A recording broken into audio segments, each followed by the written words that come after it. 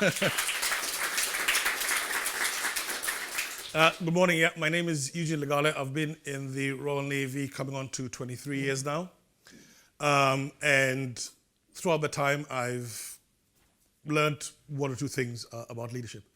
So Ed gave me this, and when John was asking about what gives you sleepless nights, this has given me sleepless nights for months now, because I was like, well, this is not my normal audience. So we'll see how it goes. We're going to have a bit of a video, because this is what we do in the Navy. We let you watch videos as much as you can, and then we're going to talk about it, and you're going to do most of the talking. That's how I get my money, okay? Simply because there's a wide array of people here with vast experience in all your fields, and this is mainly about how we're going to use these lessons to help you in leadership. So it's not about me, it's not about the Navy, it's about you. This is from an ops room scene on HMS Duncan. I wasn't on it, bearing 053, distance 29, tracking 242, speed. Yeah, that's the one. No. It's just coming onto your screen now, see it? Pop. But we can give a positive position to the strap. Go Director P-Way, take it. Papa Lima 531, port bow. Port fogs engaging.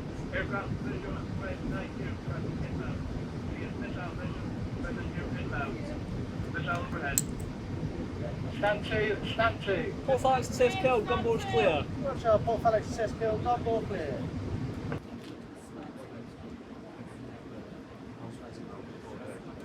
Well, just watching it for a bit.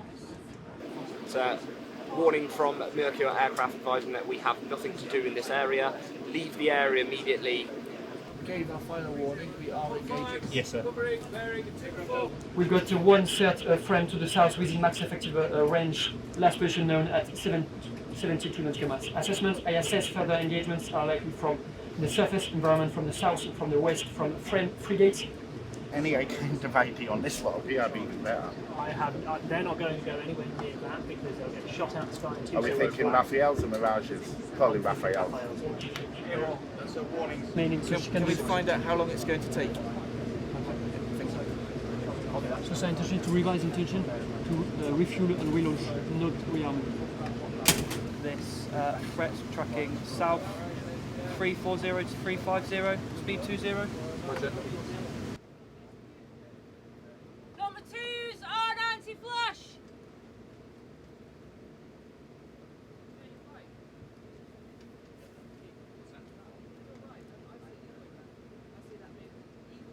Make sure you're ready, on your display, fully dressed, ready to conduct an environmental sit check on action.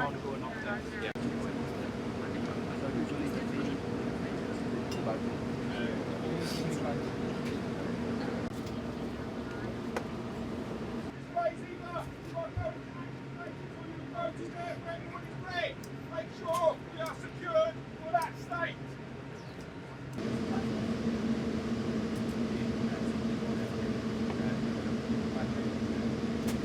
On for Stalker 21 and hostile 0743 to the southeast, continuing with serial number 2. Papa, Rover. I've got speed advantage. Did we hear what's going on? The ship was under attack by frigates from the south, by aircraft from the north. Missiles had just been fired, and they had just engaged the missiles and shot them down. Did you get that from the demeanor of the people? No. Okay, so that is what we call an ops room working at optimum.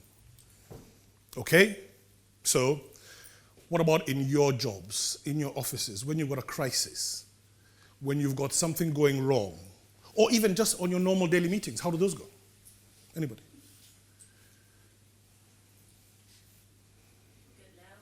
Go on. Loud, tense. What about? What issues? What issues do you face? Clients suddenly changing what they said they wanted to deliverable last minute. Okay. And do you have a system in place to deal with that?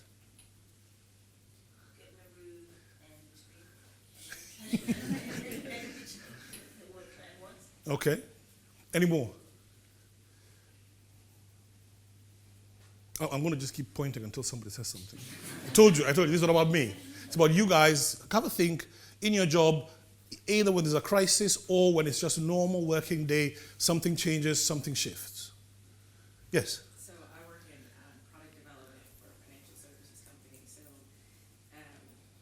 usually when things get off track, you've got sort of change governance, like working sessions to solve and get considerations, options out on the table, and then we go through sort of a process. If it's a business owner needs to prove something, then we have to get sort of a review of the decisions with that business owner and then make sure it doesn't negatively impact the client. So there's a bit of a process in place given everything we touch touches a client's accounts or investments. So there's a very rigid, I would say, process around that. And is that working for you?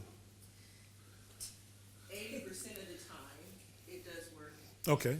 I will say, but in the cases where it doesn't work, typically there's either a knowledge gap from an industry perspective in the product and what the client needs, or there's not enough people to fix sort of whatever service issue there is. Okay. I'm just going to get into that in a second. Anybody else? From this side, there we go. In contrast to your video, overreaction. Okay. Perceived issues, perceived threats, unnecessary busyness. Yeah. Yes. Wanting to be heard rather than wanting to listen. Okay. Yeah. So all these things are there, and they exist here as well. It's not that they're not there, but what we have is very single motivation. If you be busy and not do your job, if you're thinking about the 80% and not the 100%, you'll probably die or get somebody killed. So that's pretty good motivation, isn't it? But it doesn't have to be that way all the time. You know, so when I'm working in the office, the systems still work. Yeah? We still have systems in place that say, right, we were talking earlier about people who are, the term we use now is disruptive thinkers. You know this term? You probably kept thinking of somebody immediately I said that. Everyone has a disruptive thinker in their head, right? So how do we deal with these people?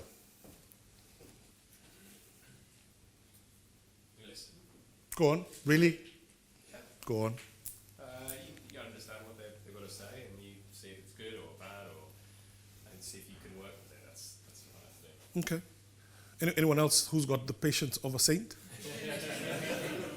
No, really. At the end of the day, what ends up happening is this one person sucks the life out of the room, do they not? And you're right. We have to find a way to manage these people. And the reason we call them disruptive thinkers is because that's what they're doing. We want things to go a certain way. And they're like, well, I don't like that. And that worked for me. What about this? So yes, Robert, you're absolutely right. We have to find a way to accommodate these disruptive thinkers in the right way at the right time. Is that the right time? No. When the missiles are flying? No. But we have accommodated them in the planning phase. When we're planning for this battle, for this war, what are the enemy thinking? We are all thinking this, the disruptive chemicals. What about this? We don't like, oh, we're like, actually, let's talk that through. Let's follow that train, and if it leads somewhere, then we'll include it in the plan. But if it doesn't, then, as I said earlier, you build it, and you go along with the rest of the plan. This is why there's disruptive thinkers in that ops room. But they know that their issues have been heard of, have been taken into consideration, and are now part of the plan. Okay, I'll share a little something with you now about that. So, that's me, 23 years ago.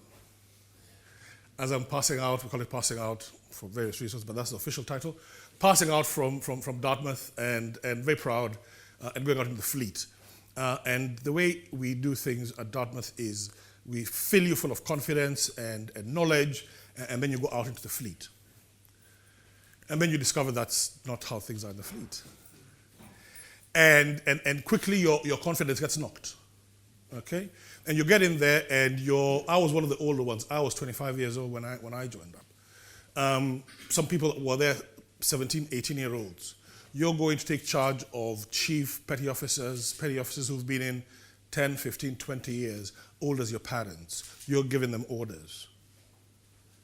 It's not easy. And often you're getting it wrong. And some of my colleagues in this picture didn't make it. No, they didn't die. They didn't die. I know that's what they are. No, they didn't die. No. They couldn't make the adjustment from the training environment to the actual environment and learning from their team. And leading by being a team member and taking from the team what you can and then being the one who makes the decision. Okay? So some of them couldn't, they believed the hype. Because we are hyped up when you're at the Naval College because you have to be, because they know where we're going and what we're going to be responsible for. And those who don't make the adjustment, and they're not just the youngest ones, there's some who are much older. Well, I was one of the oldest, but the people who are my age mates who just couldn't make the shift. One of these guys, who was 18, is now one of my oldest friends, and he's just retired. We hated each other. And I said that during his retirement party. We hated each other at the beginning. But he made the adjustment. I made the adjustment, and lots of us made the adjustment. But what is interesting, and you've almost certainly found this in your companies as you move from job to job, you have to keep making adjustments. So I left here, I made it, and I was fine, and I was on the bridge, and which is where we drive the ship from, by the way. My girlfriend complained that she didn't understand what the bridge was. Is it the Q bridge? Is it? No, it's where you drive the ship from. And I was very good at it. And I had gotten to the highest level of driving the ship, to the point I was the man.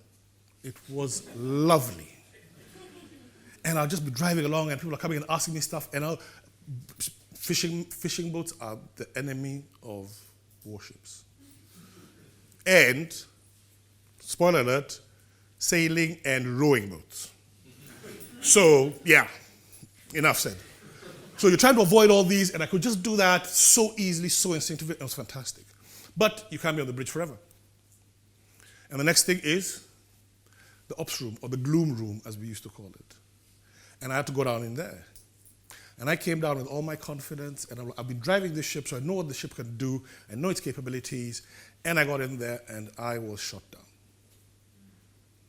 And you have to start building yourself up again. You have to start building the relationships again, because the people who are on the bridge are not the same people who are down in the ops room. And they do things slightly differently. Even though you're all working towards the same goal, you still have different priorities ever so slightly.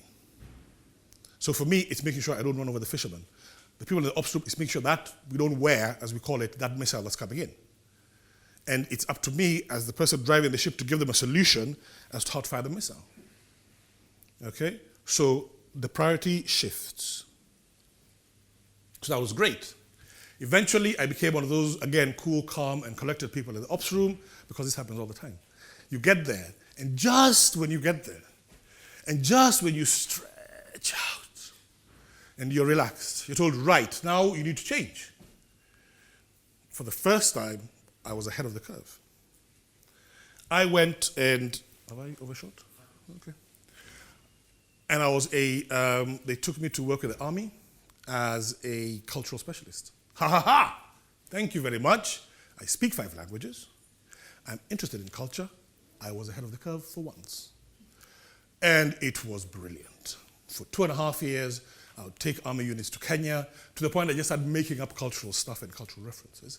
When I didn't like something someone was doing, oh, that is so rude. You can't slurp your soup in this country because they think it's so rude. Really? Yes. Did you not read the memo I sent out? Paragraph 5? No. Well, you should do. That's horrible, and No. Oh, you can't wear that? Why? Well, are you a part of this community's ruling class? No. Well, there you go. You can't wear that. I made up a lot of stuff. So much fun. So I was on a high. I'd been quite high in the ops room, and then I got a little boost, and it was fantastic. And as the cultural specialist, I was killing it.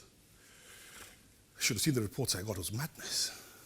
Anyway, then I go to the Leadership Academy, which is where we train all our leaders to go through. So we identify people at a certain level. They come in, we teach them leadership skills. Lots of it are management skills, but what we say in the Navy is management is required when things are the status quo, and leadership is required when there's change. Like missiles flying at you. That is changing every second. So we try to give them leadership skills, leadership tools, and I turned up there with my massive head. I could barely fit through the doors because I was like, yeah, this is it. I know what's happening. And I got shot down. And not by my bosses or anybody, but the people are supposed to be training and teaching leadership. And it was one of the most humbling experiences. Much more humbling than the previous ones because those were, people who are above me who are telling me actually that's not right and so on and so forth. But this was where people who I'm supposed to be leading, I'm supposed to be teaching. And that, for me, was the biggest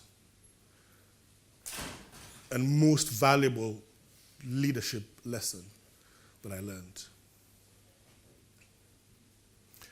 It's not about you, on me and all that. It's about your team. Leadership is service, as my girlfriend always says. And that's what it's all about. So that's what I've learned in my time in the Navy. Ed told me to put some cool photos of where I've been. So I did that. That was me during the migrant crisis in the Med. Fascinating stories. I mean, I could talk about those for ages. But yeah, those are just the 3 lessons I've learned in my time in the Navy. And I'm always learning. There's loads and loads more. But leadership is teamwork. As I've alluded to, as we say, the general always has to look over his shoulder to make sure that they're still being followed. These are important things. Looking is not always seeing. You watch that video. For the most part, many of you didn't actually get what was going on, which is fine, which is why I put it there. But how often do you have that in your companies, in your day-to-day jobs, where you think you've got it, you think you've understood, you've looked, yeah, but you haven't actually seen. And learning takes as long as it takes. I mean, that seems like a very throwaway comment, doesn't it? Oh, yeah. It's going to take as long as it takes. But it's true. We're all on our separate journeys, and you might not get whatever you think that person is going to be and you think that person is going to be. But underpinning that is the standard is absolute. So whilst I've not reached it and I haven't gotten where I'm supposed to be, I'm not going to try and move the goalposts to say I have achieved that. You may need to be humbled every ever so often, wherever you go, whatever you're doing, whatever turns you take.